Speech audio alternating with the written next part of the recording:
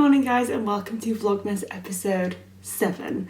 It is currently Sunday the 11th of December, and aside from taking us one day closer to Christmas, the 11th of December is a significant date in my world because it is officially 2 years since the release of Taylor Swift's album Evermore, which not only happens to be, in my opinion, Taylor Swift's best album, but is also, I think, my favourite album of all time. And the reason I mention this now is because it came into my head when I was seeing other people talking about like happy birthday to Evermore on Twitter, that I actually did a reaction to the release of this album in my Vlogmas video 2 years ago in 2020. So when it had literally just come out, I did a listen and let you know what my favourite songs were. So this morning, while I was still in bed, I had a little watch of that because I was interested to see how much my opinions had changed over time and whether any of my favourite songs had shifted.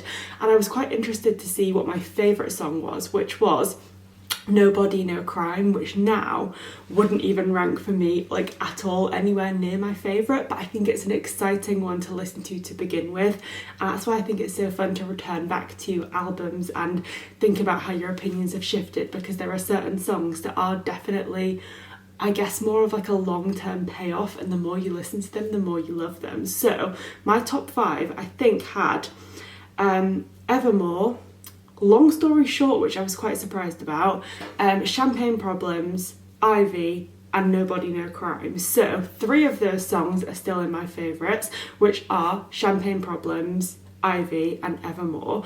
But I was trying to think what my other 2 songs would be in my top 5, and I think it would have to be 'Tis the Damn Season and Happiness. So not entirely shifted, but what did shift was that I put Nobody No Crime as my number 1 favourite song, and Champagne Problems I gave position 4, and I now find that absolutely shocking to think of, because Champagne Problems is genuinely my favourite song of all time. I think it is just a lyrical masterpiece. So happy birthday to Evermore. If there are any other fellow Taylor Swift fans or fans of the Evermore album, I would love to know what your current favourite song is from the album, and like whether or not your opinions have shifted over the last 2 years. And also, if you were, like me, a strong Evermore is the best album kind of person, I'd also like to know whether or not the release of Midnights in October changed your opinion on that, because a lot of people at first I think were tough on Midnights, but now have come to like just listen to that entirely and not listen to anything else. So for me, I do love Midnights, but nothing can beat Evermore for me. It's just iconic and I love it. So I've spent the morning just listening to a little bit of Evermore and just playing some of those songs, because with the release of Midnights and of course the release of Christmas to the world, I have been listening to a lot of Christmas songs and a lot of Midnights, but I haven't actually listened to Evermore aside from like a couple of songs for a little while now. So I decided to crack that album open and do some morning listening while I was getting ready. And now it is time to crack open my tea advent calendar, because I have quite a busy day ahead, but I'm not letting tea get away from me like it did yesterday, and I must start the day with a cup. So without further ado, we are on day 11, which you can see is down here.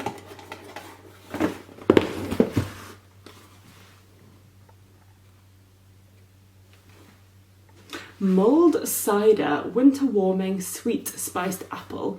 This is a fruit infusion, and it includes apple pieces, ginger, rosehip, hibiscus, cinnamon, cloves, lemon peel. It's quite a lot of flavours, to be honest. I'm not either excited or uber disappointed by this one, because it is a fruit tea, so I'm just like not, you know, it's not going to be a favourite of mine, I can say that for sure. But hopefully, as long as the spices in there are strong enough, then hopefully it will be a nice tea. So I'm going to make a cup of this and I'll catch up with you with my thoughts in just a moment.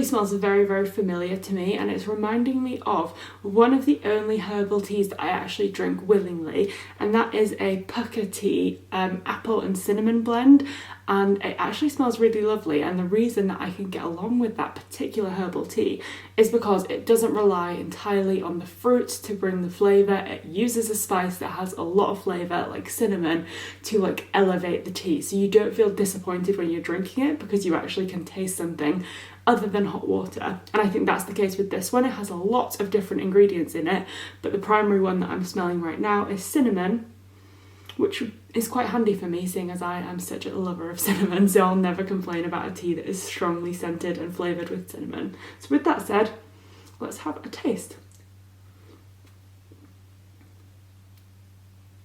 Cinnamon. It basically tastes like warm cinnamon water, which doesn't sound that nice when you say it aloud in that way, but it's like it's a calm tea. Like, there's not too much going on. It's not like ridiculously in your face, which I quite like an in your face tea, but I know that's not for everyone, and some people like a slightly more mellow tea, and I certainly don't mind this one. But I have other teas, like for example yesterday's salted caramel Lebkuchen, which was also cinnamony in its flavour and had like a really nice cinnamon ginger caramel flavour, or like the gingerbread chai also brings flavours of cinnamon. And so I have other teas that kind of do the best bit of this tea but better. So I don't mind this one, absolutely not a bad tea, but compared to some of the other ones, just doesn't really like measure up. But not too bad, not too bad, I can't complain. The only one I've had so far that has genuinely been a disappointment was the cold weather warrior tea, which was just so far from what I would personally choose that I was genuinely disappointed. But everything else has been nice, and it's kind of putting things that are all enjoyable on a scale. So even though some are nicer than others, it's not saying that any of them are bad. So there's my Sunday morning tea. As I mentioned, I think I have quite a busy day. I might have just thought that to myself. I can't actually remember if I said that to you guys, but have a busy day ahead of me because Sarah is coming over and we have a very food focused day ahead of us today, because we've decided to take it upon ourselves to go around all of the different cafes, like the mainstream cafes, Pret, Costa, Cafe Nero, Greg's, all those kinds of ones, and try as many of the different festive food specials as possible. Obviously for me specifically, I'll be trying the vegan options. I'm not sure if Sarah is joining me in trying the vegan ones or if she's going to be trying other stuff, but we wanted to try as many of the different fun festive foods as possible and do a little taste test and try some drinks. So that is what we're going to be doing with ourselves today. And because obviously you can only eat a certain amount of food within any given amount of period, and I feel like we're going to have like probably quite a lengthy day of out and about, and then probably stopping off, doing some shopping, giving ourselves a break between all of the different foods, or at least that is how I envision it. So that means I'm probably going to be out for most of the day, which means that I now need to use this cup of tea to power me through a morning session of editing so I can get as much of my editing for the vlog that's going up later done before I head out with Sarah. And I'm also going to be doing some more reading today, which is very exciting, although it will have to wait until this afternoon, I think. And I'm going to be picking up with my Anne of Green Gables book, but I of course finished this book yesterday, but the second book in the series is at the back of this one, and that is Anne of Avonlea, which I've never read before. So Green Gables was a reread for me, but I'm excited to sort of progress on with the series and see where it goes next. So with that said, I should probably stop blabbering, get on with my editing so that I'm ready for when Sarah arrives, and I'll catch up with you when we are out and about.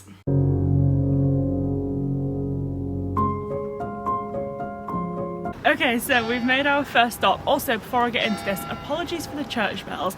They've been going non-stop for about 15 minutes now, and they've just calmed down a little bit, so I'm just rolling with it. But we obviously stopped off at Starbucks first, and they delivered on the festive cups for a beginning. But then I got a toffee nut latte with oat milk and no whipped cream, and you got? I got the praline cookie hot chocolate with oat milk and no whipped cream.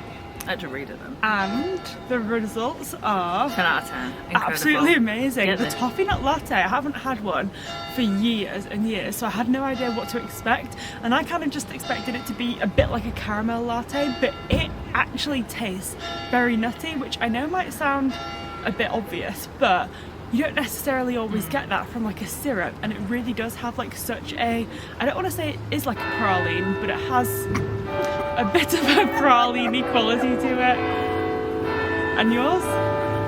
Sorry, the church bells just one stopped, one started.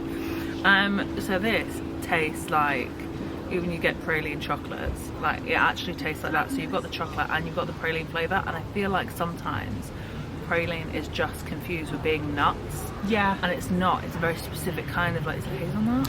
I think so. It's kind of like Nutella, but lighter. More truffly, yeah. I don't know. And it just feels indulgent, and I just really, really love this, and honestly I'm going to get another one. Wow. Well, yeah, I would definitely recommend these. They are both so, so nice.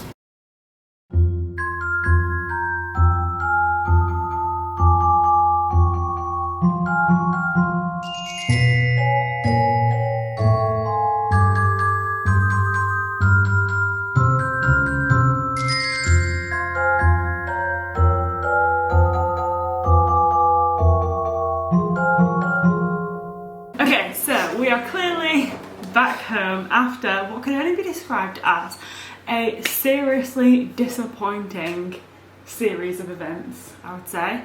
We obviously had our Starbucks to begin with, which was so good, and it really set the bar, and everything that we had after that point was just a real disappointment. So we went straight from Starbucks to Pret to get some food. I picked up their festive falafel, I think it was like festive like falafel sandwich. Yeah, that's like basically they've got a non-vegan version and then a vegan version, and it's just a sandwich that's stuffed with like butternut squash, falafel, stuffing, pesto, sage and onion stuff. I thought it sounded really nice. My first red flag should have been when I went to the till, handed it over, and the lady said, £5.70 please. I said, £5.70 for one sandwich? Are you having a laugh? And she said, well, if you want to sit in it is. And I said, right, well, it looks like I'm taking it to go then. And we took it to go. What did you get? I got the, I don't know what the name, I don't think it had a name really. It was just brie, cranberry and pistachio baguette. Yeah. And then we found ourselves a nice seat outside, bit into my sandwich, and it was just so disappointing. The butternut squash was still a bit raw, like it had a crunch to it, which is not something that I look for in my butternut squash. And it was an okay sandwich. I think the best part of it was the rocket. It just added like a nice level of freshness and flavour. But I only had half the sandwich, and it was just disappointing. However, only eating half the sandwich did lead to my personal highlight of the day, because I then decided to share the second half of the sandwich with all of the pigeons, and they loved it. So although I didn't love the sandwich, it wasn't a complete waste, because at least some pigeons got to enjoy it, and they seemed ecstatic about it, to be honest. They did. And your sandwich was? So my sandwich was just a bit, I feel like it could have been done so much better. So my issue was the baguette was fine. The bread was quite nice actually. The baguette bread is always really nice. I'd give it to the bread. It was nice and seeded. But then if we imagine a fold of a sandwich, all the cranberry sauce was in the fold, and then the brie was just here. So when you took a bite, it was either just cheese or just cranberry sauce. There's no blend. And also the pistachios, it was just whole pistachios shoved in. They weren't chopped or anything like that, and so when I bit into it, you just got either a mouthful of cheese, a cranberry, or about 3 pistachios, and I just don't think they thought it through at all. So I only ate half. The thing is with Pret is that I always think of Pret as the food cafe, like the place that you go to get good quality actual like food, and so the fact that it was one, so expensive, and then 2, so underwhelming, it just felt like a real slap in the face, because you really could have made yourself a much better sandwich at home for like half the price, or for the price that you spent. Yeah, you're gonna revamp. I'm gonna revamp. I've got half my sandwich left. I'm gonna take it out and I'm gonna redo it. But better. Show Pret who's boss. I will. But yeah, I was just so disappointed. But then we made our way to Costa, where we decided to share a slice of their Biscoff chocolate loaf cake. We both bit into it simultaneously and had the exact same reaction, which was that it was so stale. It was like so dry, and just really underwhelming. Like it wasn't like. It wasn't disgusting or anything like that, but it was just like, it didn't really taste of much. It didn't taste like Biscoff. didn't taste like chocolate. It was dry, and it was just a bit of a waste of time. And considering you paid almost £3 for it, what you got was just not pleasant. Like, I think if it wasn't stale, I think that would have made it better. I think the staleness was the worst aspect. Because you just think, how long has it been sat out there? Yeah, I had a little poke and it was just so hard. Yeah, like I thought at first maybe it was just the edges, but no, it was the entire thing. No, it was the inside. It was rubbish. So that was that, and finally we've brought something home with us, which I believe is going to save the day. So we went to our Lord and Saviour, Greg's, and Greg's the man. Greg's the man. Mr. Greg delivered, first of all, a packet of 6 mince pies, which I personally love. It's not Christmas without mince pies, and Greg's doing really, really nice ones. I don't know exactly how much the packet is, but you get 6, and they're like a reasonable size. They're marked as vegan friendly on the top, and I always get these every Christmas because I just think they're really, really tasty. And then to top off the festivities, we both picked up a Greg's festive bake, vegan of course. They have a normal one and a vegan one. I was obviously going to get the vegan one, but I learnt about Sarah today that she doesn't like turkey. So, although Sarah is not vegan, she got the vegan festive bake as well because they're really tasty, and of course no turkey. And let's just put into perspective that we got 6 mince pies and 2 pasties, 1 each, and this cost £3.95.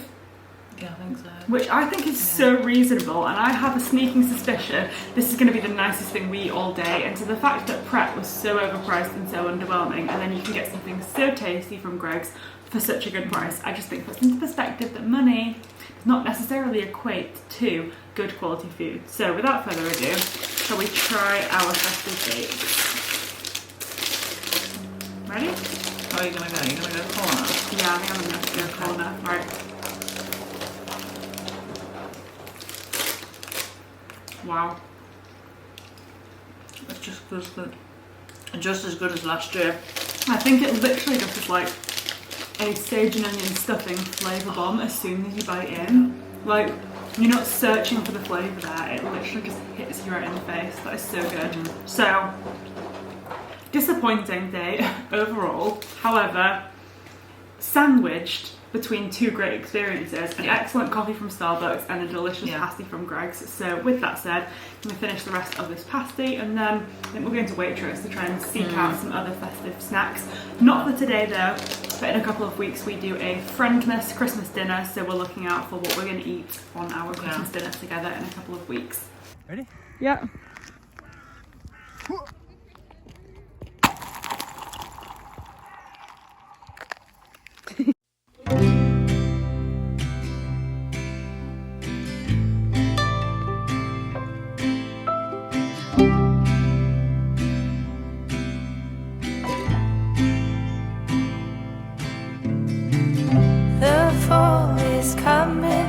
I can feel it.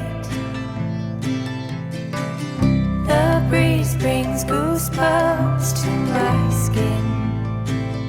It is freezing cold this morning, but I'm kind of annoyed because everywhere else in the UK, at least from what I can see on Instagram and TikTok, seems to have had proper snow, and we have had nothing. Just freezing cold, but without any of the beauty and the fun of snow. So I'm kind of annoyed about that, because I feel like if we're gonna have to suffer through the cold, we should at least get some snow to make it seem like a nice concept, whereas at the moment it's just freezing cold. But went for a swim this morning, which I have to say I would not have done without Jay motivating me to get out of bed. I definitely love swimming. It is my favourite thing to do, and I have a really nice routine of going for a swim and then getting in the sauna for 10 minutes before I dry up and like get ready to go home.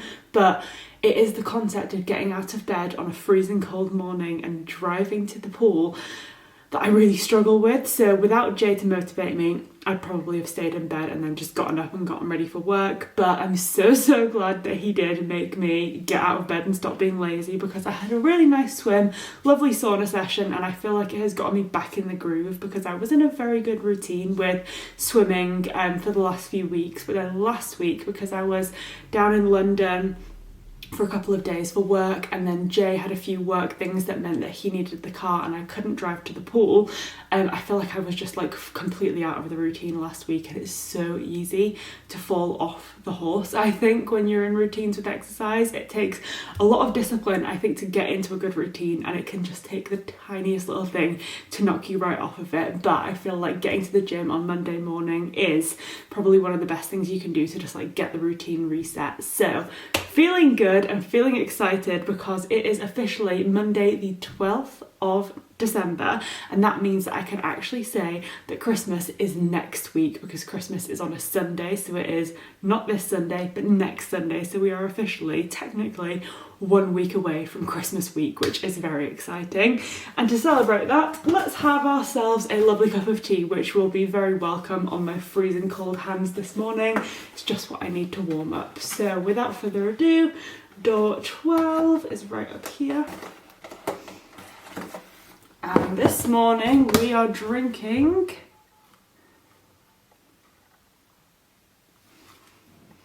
jasmine poached pears. I don't think that was a flavour from last year.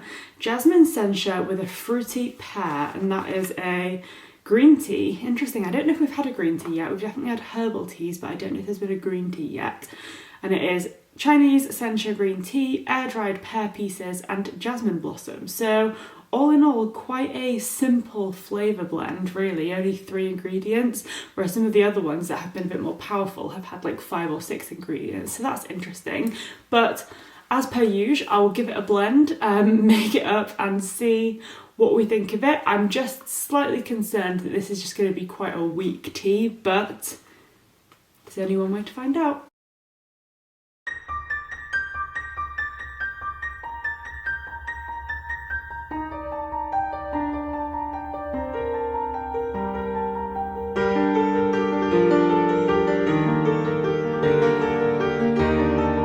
Sad to report that I'm not really getting much from this tea in terms of like an aroma that tells you anything about the flavour. So like if I was smelling this tea and I didn't know that it was a poached pear flavour, I would have no idea that that is what this tea is supposed to taste like, because it doesn't smell very fruity at all.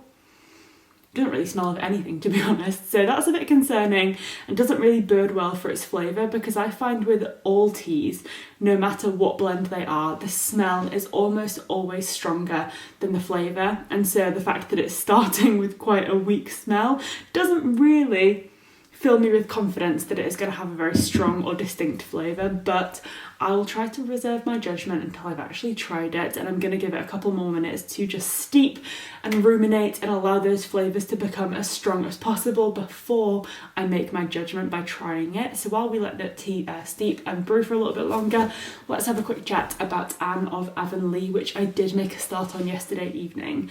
I will say that the evening yesterday, well the day in general to be honest, absolutely ran away with me. Sarah left in the mid-afternoon, and once she did, me and Jay went out for a little walk. It was beautiful, by the way. I wasn't expecting, I don't know why I hadn't really taken much notice of the day when I was in town, probably because it was so busy. We were on a mission to try and go to so many different food places that I didn't really pay much attention to what was going on. But once me and Jay went on our walk, it was so lovely, but the sun started setting very, very early. It is, of course, the 12th now of December, so that means we are 9 days away from the shortest day of the year, so it felt like the sun was setting very, very early yesterday, but it did make a very nice backdrop for our wintry walk, and it was freezing cold. The pond in the park had like completely frozen over, and it was so cute to see the little ducks waddling across it, because they were making their way across the pond but their feet were kind of slipping like they were on ice skates, which was very, very adorable. But we went on that walk, came home, it happened to be time for dinner, and then before I knew it, it was time to go to bed. So the evening, and well, the day in general really, really did run away with me, and I don't know what happened, but that is just the classic of Sunday. So I managed to make my way through a couple of chapters of Anne of Avonlea, but not as much as I'd hoped to, so I'll definitely be trying to prioritise a little bit more reading today. But what I did read, I'm pleased to report, was very, very enjoyable. It pretty much picks off where Anne of Green Gables leaves off, so it feels like a very seamless seamless connection, especially because I obviously just finished Anne of Green Gables a couple of days ago and I'm starting this one straight away. So it didn't feel as though there had been much time that had passed between the two novels, and the seamless connection between the narratives just feels very, very like natural and authentic, which I like because it means that you just feel as though you are being embraced by a warm hug from these characters and this story and this setting that you already know and love. And it's nice that you can just kind of like slot right back into it without any sort of like legwork to refamiliarize yourself with the story. It just kind of drops you right in there and it just feels really lovely. The one thing that I will say that kind of differentiates these two books is that Anne of Green Gables ends on, I guess, quite a sobering note. It's hopeful, but there are some like sad things that happen towards the end of that book and difficult decisions that have to be made. So I feel like it ends on a bit more of like a Anne entering adulthood kind of note, whereas this one, although Anne is there officially in adulthood and is like making her way, about to start as the teacher of the school in Avonlea, it definitely starts on a lighter, more comedic note, which we get a lot of it in Anne of Green Gables, but I feel like there's a definite difference in the tone between the end of Anne of Green Gables and how this book starts, because I think with it being the beginning of a book, it wants to kind of like ease you in, give you like a fresh start, and then I'm sure there'll be difficulties and ups and downs that pose themselves throughout the course of the novel, but I think it definitely starts on a bit more of a jovial note, which is quite fun as well, because I think Anne of Green Gables is at its core a story that you turn to feel positive and happy, so the fact that you get that straight away with this second book in the series is really, really nice and just feels very welcoming. The one thing that I will note is that it didn't really occur to me when I was reading Anne of Green Gables exactly how old Anne is meant to be, but it starts this book by literally saying, like, introducing Anne as a young lady who is 16 and a half years old. So it says, if I could actually get my fingers to work to turn the pages, a tall, slim girl, half past 16, with serious grey eyes and hair which her friends called auburn, had sat down on a broad red sandstone doorstep of a Prince Edward Island farmhouse. So I feel like the fact that Anne is only 16 and a half and she is about to start a full-time job as a teacher is wild to me. It didn't really occur last time when I was reading Anne of Green Gables and her and all of her classmates were training to be teachers, that she was only 16 years old and she's about to become a full-time teacher educating younger people, and she's only 16. Like, that just seems crazy, and I don't know if this was standard at the time or if this is a bit of like fictional liberties being taken because it is just a story, or whether that is accurate.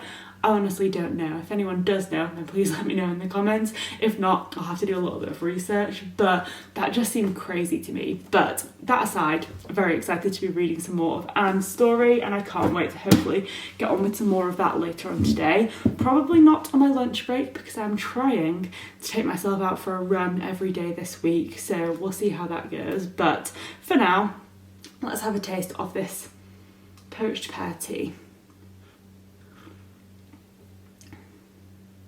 Yep, that tastes like hot water. There's literally no flavour. And I can see on the camera I have been talking to you for 6 minutes at this point in time, and this tea says that you should steep it for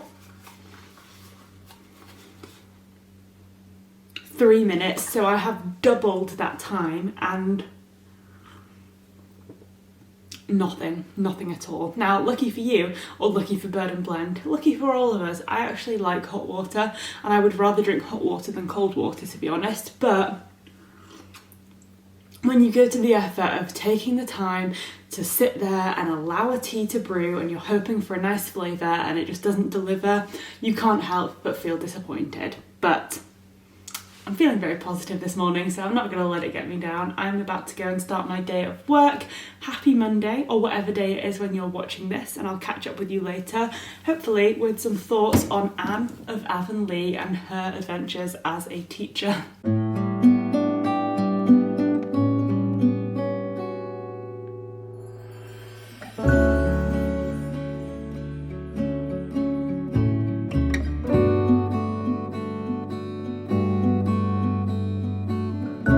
Christmas countdown lockdown is officially on because there are now only 5 working days between me and breaking up for Christmas, which is very exciting. It's Tuesday today, so I'm working the rest of this week and then Monday of next week, and then I've booked all of the rest of the time between Christmas and New Year's off as annual leave, which is so exciting because it does mean I've just got such a bumper Christmas break, and I can't wait because I feel like, you know, Christmas comes around once a year, and if you love it as much as I do, then it only makes sense to kind of save some leave so that you can really enjoy the period completely. Because if you wait until just before Christmas, which this year the last day before Christmas would have been the 23rd, because obviously then Saturday and Sunday, the 24th and 25th, are a weekend this year. So if I'd have waited until right before Christmas to sort of end it, I feel like I would have just been right into Christmas, and then it would have been over without really having time to enjoy it. So taking those extra few days off before Christmas, so I've got from the 20th off, I think was just the right decision for me because it meant that I could really enjoy the time, and I absolutely cannot wait. I feel very nostalgic, as if I'm a child waiting for the school holidays to start, because it feels so close now. But I do have quite a busy week of work ahead of me just to get everything ticked off my list before Christmas starts, and making sure that everything is kind of squared away, ready to pick back up again in the new year.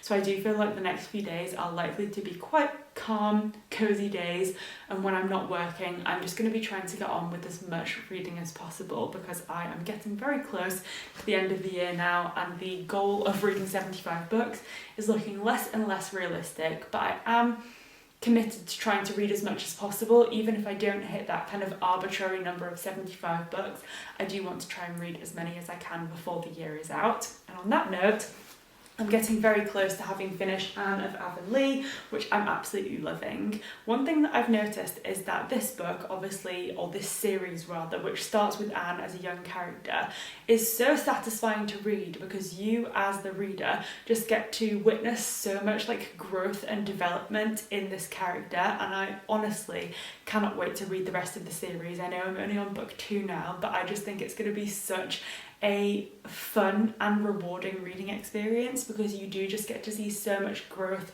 in this character. But what I also like about this book is that although the main focus, especially in Anne of Green Gables, is on a young child sort of making that transition from childhood to adulthood, the growth that we see in the character of this book isn't restricted to just this one child character. We also get to see so much growth in the adults that kind of surround Anne, and I think that she is such a whirlwind of a character, that she provides such a different perspective to all of the people around her, that we get to see this shift in characters who might have otherwise been seen as stuck in their ways, and we get to see them grow and develop and find new joy in things, which I think is so lovely. And I think that is becoming very clear in this second book, because we see Marilla, the character that adopted Anne along with her brother Matthew. That's Marilla's brother, not Anne's, just to clarify, but Marilla is, I guess, the one that we get to see the most growth in of those two characters, and we see her having such a different perspective now in this second book, and I think a lot of that can be attributed to Anne and the perspective that she gave Marilla. So it's so nice to be able to see growth in all of the characters, and they are just all so fun to read about. So I'm loving this book. I have less than 100 pages left until the end, and I am determined to finish this book today. So that is my goal for the end of the day after I finish work, is to dive right into this one and hopefully get it squared off so that I can take another book off of my to-read list. But before work and before getting into what is going to be another busy day, let's jump into a cup of tea. Well, not exactly. Let's have a cup of tea. There'll be no jumping into tea because I'm cold, but I'm not that cold that I'm going to jump into a boiling mug of water. But today is the 13th, I believe. Is that right? I'm just going to check. Yeah, it's the 13th. Okay, there we go. And the good thing about yesterday's tea being so disappointing is that today's tea has to be better by comparison. Don't know if that is focused. Tea and toast, okay. I don't think this was in last year's blend, but I have had a toast and jam tea from Yorkshire Tea, which is one of my favourites, along with their biscuit brew. So I'll be very interested to see how this one compares to a firm favourite in the Yorkshire Tea blend. But this sounds lovely. English breakfast with raspberry jam. That is a classic and certainly worthy of bringing my opinion of this calendar back up again after the disappointment of yesterday. So I'm gonna go make this now, and then it'll be time for a taste test and starting the workday.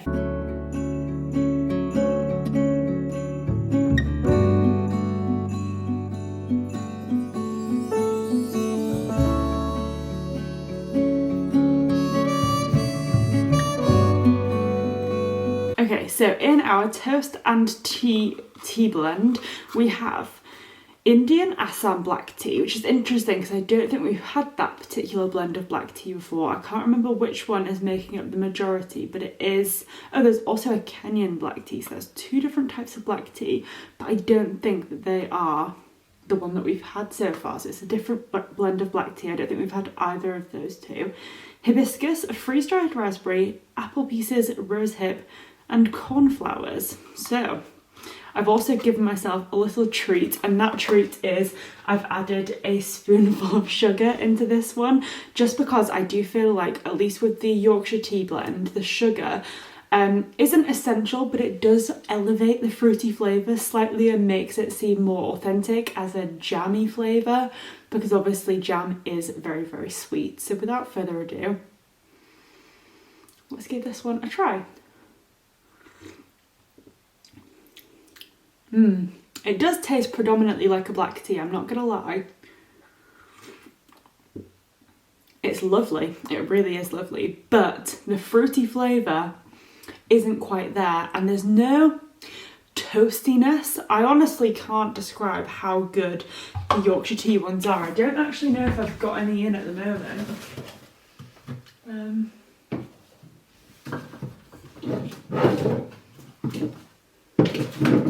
I have the other two teas. I have they came out with 3 in a range. There's the biscuit brew, which genuinely tastes like the combination of dipping like a digested biscuit in tea, and then if that was like the flavour of a drink, that is this. And then they also have this bedtime decaf blend, which is vanilla and nutmeg with an English breakfast tea, so they are really good. But the toast and jam one, honestly, I was flabbergasted the first time I tried it. I might have even done it as a taste test, because it does just taste so toasty but also jammy, and it is probably the most impressed I've ever been with a fruity flavour in a tea, because it does really carry its weight. Like, you get such a hit of raspberry, which, as we all know, isn't something I've come to expect from fruit teas. So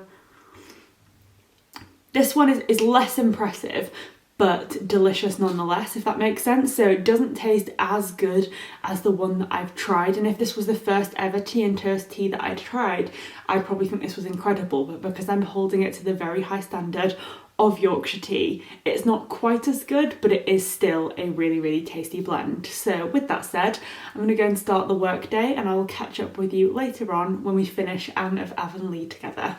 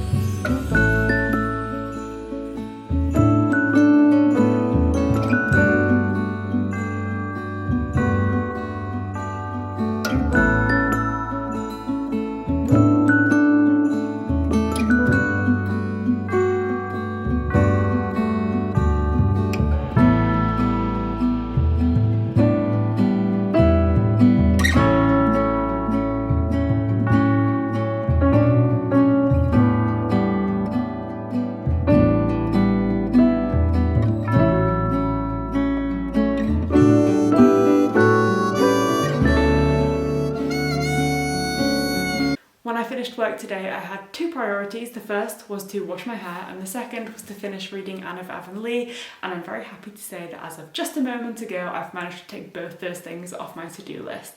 I literally just finished reading this book and it was wonderful. I just can't wait to read the next book in the series because I have just had the most wonderful time over the last week rereading Anne of Green Gables and then getting to experience Anne of Avonlea for the very first time.